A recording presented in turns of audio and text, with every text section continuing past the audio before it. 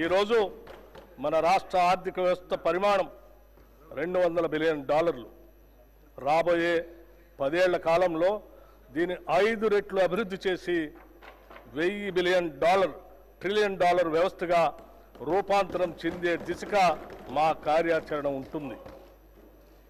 హైదరాబాద్ మహానగరంలో రవాణా మౌలిక సదుపాయాల విస్తరణ, పర్యావరణ పరిరక్షణ మరియు సాంకేతిక అభివృద్ధి ప్రధాన అంశాలుగా అంతర్జాతీయ స్థాయిలో ఒక గ్లోబల్ సిటీగా తీర్చిదిద్దేందుకు మాస్టర్ ప్లాన్ను తయారు చేస్తున్నాం.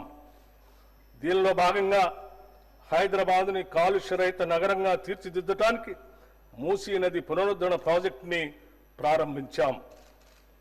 ఆధునిక సాంకేతిక పరిజ్ఞానంతో పాటు క్లీన్ ఎనర్జీ, సుస్థిర అభివృద్ధితో తెలంగాణ రాష్ట్రాన్ని అగ్రగామిగా నిలబెట్టేందుకు మెగా మాస్టర్ ప్లాన్ 2050ని రూపొందించాం.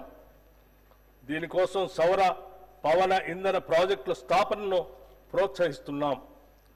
ప్రతి పౌరుడికి మెరుగైన వైద్యం అందించడానికి, ఆరోగ్య సేవలను మెరుగుపరచడానికి మెడికల్ కాలేజీల ఏర్పాటుకు భారీ స్థాయిలో కేటాయింపులు చేశాం.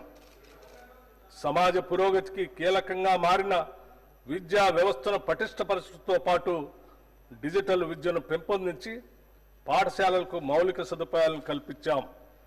వెనుకబడిన వర్గాలకు చెందిన ప్రతిభావంతులైన విద్యార్థులను ప్రోత్సహించేందుకు స్కాలర్షిప్లని అందిస్తున్నాం.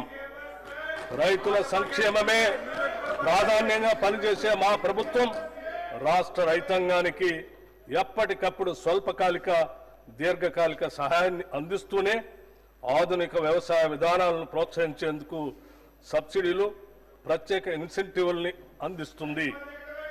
మార్కెట్లో సరైన మద్దతు ధర అందేలా చర్యలు తీసుకోవడంతో పాటు మార్కెట్ యార్డులో రైతుల కోసం అనేక సదుపాయాలను కూడా కల్పిస్తున్నాం. నీకు కనిపించిన బలహీనుడైన నిరుపేద ముఖాన్ని గుర్తు తెచ్చుకో. నువ్వు తీసుకున్న చర్య అతనికి ఉపయోగపడుతుందో లేదో అని నిన్ను నువ్వు ప్రశ్నించుకో.